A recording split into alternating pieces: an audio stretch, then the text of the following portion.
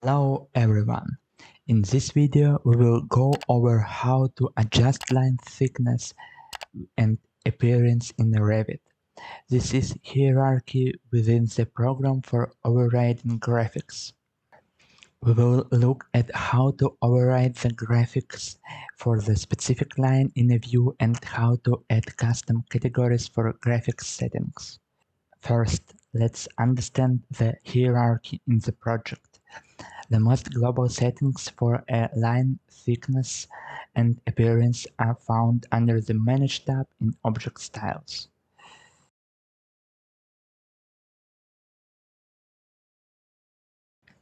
If you haven't overridden the graphics in a view, the settings will be used by default. Of course, it's most convenient to set the desired parameters here initially, so that you don't have to override graphics in each view template. For example, I see that by default walls are set to a thickness of 3 in section and 2 in projection if they don't intersect the section. The color is black, the line type is solid, and we can set the material here which will be used if no specific material is assigned to the wall. Let's test this. Currently, my wall thickness is now to 3 in section. Let's change it to 12, for example. I see that the wall thickness has changed. But what does a value of 12 actually mean? How thin is my wall in millimeters now? For this, I go to the Manage tab, then to Additional Settings and select Line Weights. Here, I see the scale dependency. For example, if I have a scale of 1 to 100 and set the line thickness to 12, the thickness of print will be 5 millimeters. By adjusting this table, we can achieve the desired line thicknesses for printing. Note that this is a line for plans, sections, and other orthographic views. The perspective views, there is a separated tab where line thickness is configured. The next place where line thicknesses are adjusted is the phases. I go into the phases. Here I have a timeline of my project spanning from the past to the future. In each view, object can be in 4 states: those created in this view, those already existing in this view, those demolished in this phase, and those which overlapping construction and demolition phases, representing temporary elements. On the Graphics Overrides tab, I can see exactly how the line's graphics are set up. For example, on the assembly plan using faces, the assembly walls are highlighted in the blue, and here I can also set their thickness. For all created elements in the section, I can assign a specific thickness. You notice that my wall thicknesses have changed. For more information about phases, check out the dedicated lesson in our channel.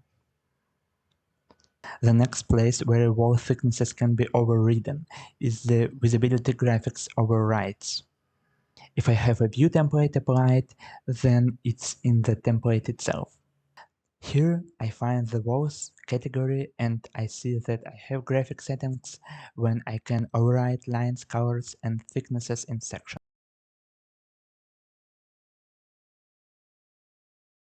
I set a particular color.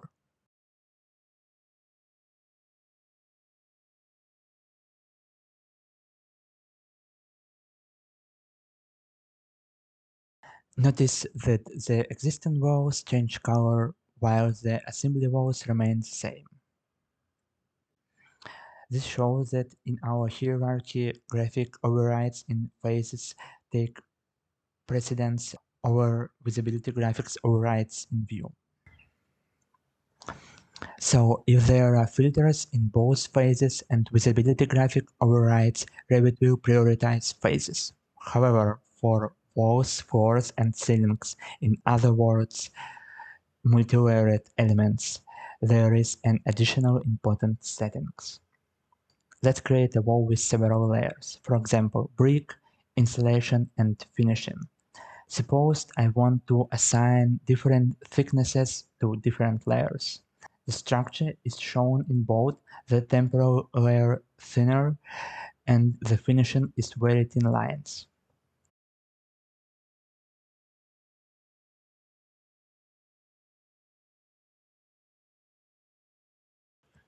To do this, I can check cut line style, allowing me to assign thicknesses to each layer within an element.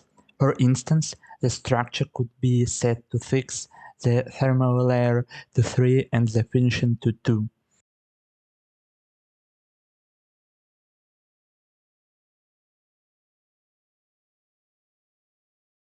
Now I can see that each layer in the wall was different thicknesses. The next tool to adjust graphic in the view is the filter. To do this, I go to Filters, create new filter, name it Brick Walls, and set it for the Walls category. I set the condition. If the wall type name contains brick, the filter will work. I add the filter and set a color in the section.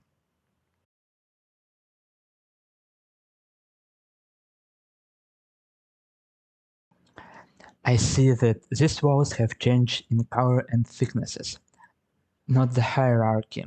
Even though these walls already have a phase and there are override for phase and visibility graphic, the filter still applied.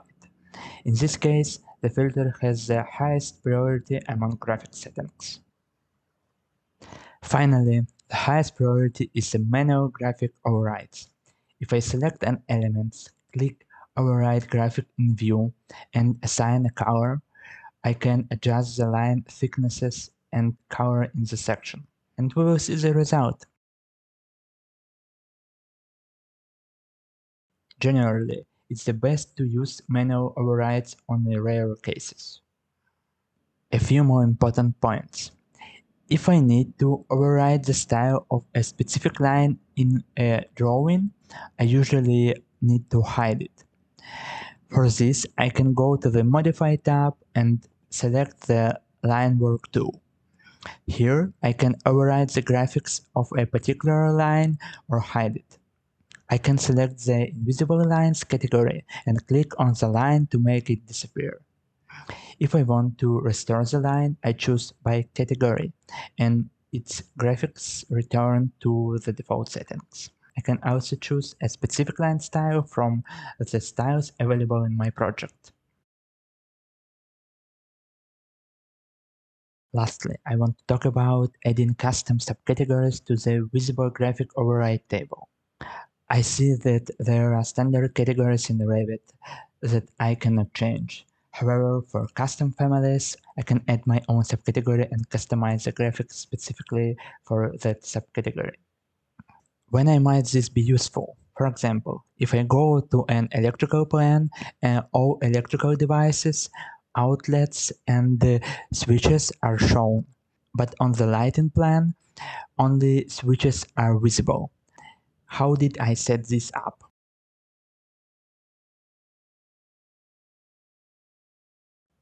In my view, template subcategories are created for fixes elements, and unnecessary subcategories are turned off.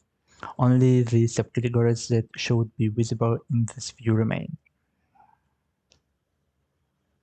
To add such subcategories, I'll go to the furniture layout and experiment with a furniture family such as a sofa. I create an element and try to assign it a subcategory, then override the graphics for that specific subcategory. I create a cylinder.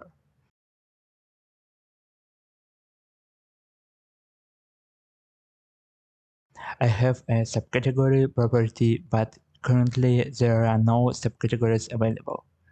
To create them, I go to Manager, Object Styles, New Subcategory, name it Cushion, and click OK. I assign the subcategory to the cylinder.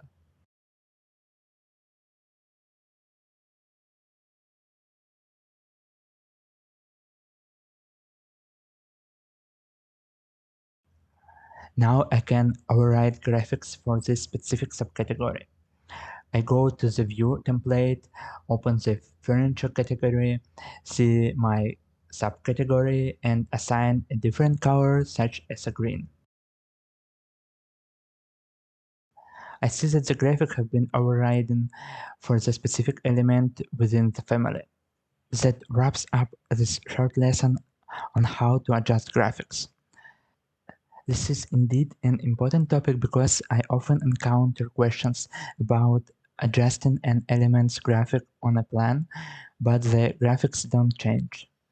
I hope this lesson helps you understand where to look for settings and how graphics are adjusted in views, as well as an hierarchy of graphic settings in Revit. Subscribe to the channel, hit the like button, and see you again soon.